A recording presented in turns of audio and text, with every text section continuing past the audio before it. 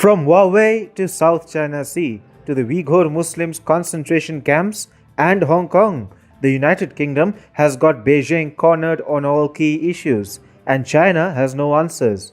The Chinese Communist Party is rattled and has literally no answers. Over the past 2 days, Beijing and the Chinese state media have been only issuing threats, both blatant and subtle, to the UK.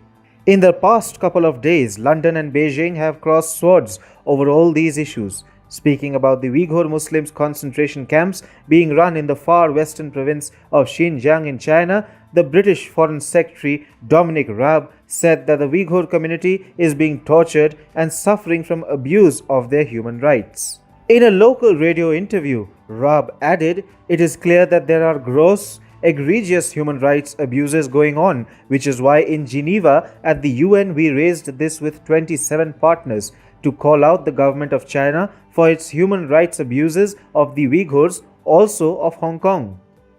On the issue of Huawei too, the UK has asked Japan for Huawei alternatives in 5G networks. Ever since the UK banned the controversial Chinese telecom giant Huawei, Beijing has been warning that the United Kingdom's 5G telecom market would suffer in absence of Huawei.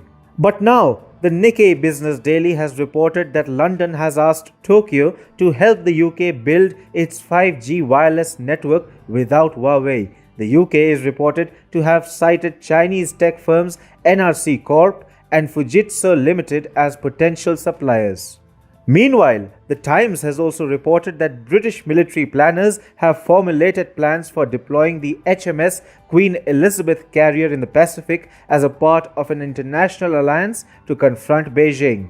Moreover, the UK has also suspended its extradition treaty with Hong Kong following the imposition of the brutal national security law by Beijing, which the British government believes gives Chinese authorities unfettered powers to clamp down on dissent. Australia and Canada have already suspended their extradition treaties with the former British colony after the brutal enforcement of the draconian national security law in the city by the Chinese Communist Party. China has been trying hard to explain its excesses and misadventures, but it has failed miserably. On the issue of Uyghur Muslims, for example, the Chinese ambassador to the UK, Liu Xiaoming, got driven out of his wits during an interaction with the BBC's Andrew Marr.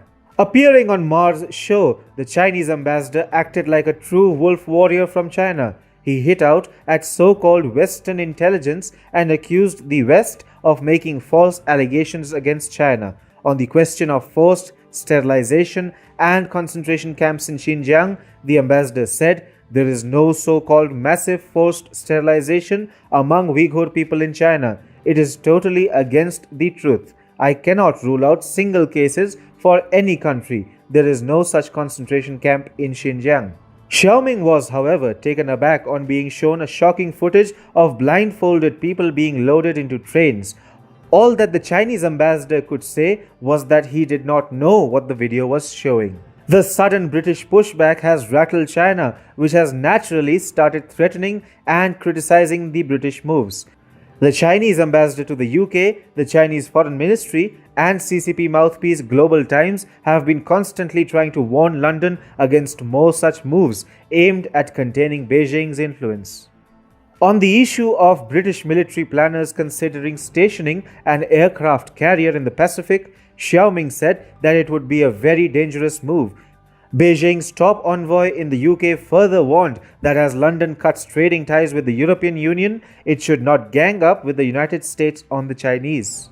The Global Times has suffered a habitual meltdown amidst renewed British criticism of the Chinese excesses, and there is increasingly a tendency to play down the British pushback as a result of Brexit.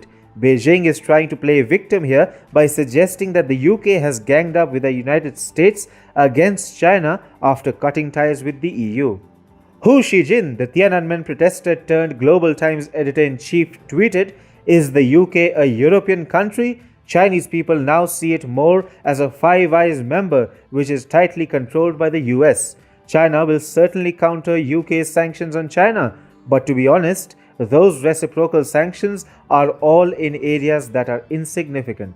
Moreover, on the issue of London searching Japanese alternatives for Huawei, the Global Times has quoted the Chinese Foreign Ministry as saying, "We are opposed to any violations of market rules and principles of fair competition to exclude specific companies or using national security to suppress foreign companies and block cooperation." The Chinese reaction on the Uyghur Muslims issue too is an exercise in self-denial. The Chinese state media has quoted Chinese Foreign Ministry spokesperson Wang Wenbin as saying that Dominic Raab's claims of the so-called forced sterilization is utter nonsense. The Chinese official went on to say that Xinjiang-related issues were not about human rights, religion or ethnicity, but about counter-terrorism and anti-separatism. Even before the Boris Johnson government had suspended its extradition treaty with Hong Kong, Global Times had quoted the Chinese Foreign Ministry as urging the UK not to go further down the wrong path in order to avoid further damage to China-UK relations.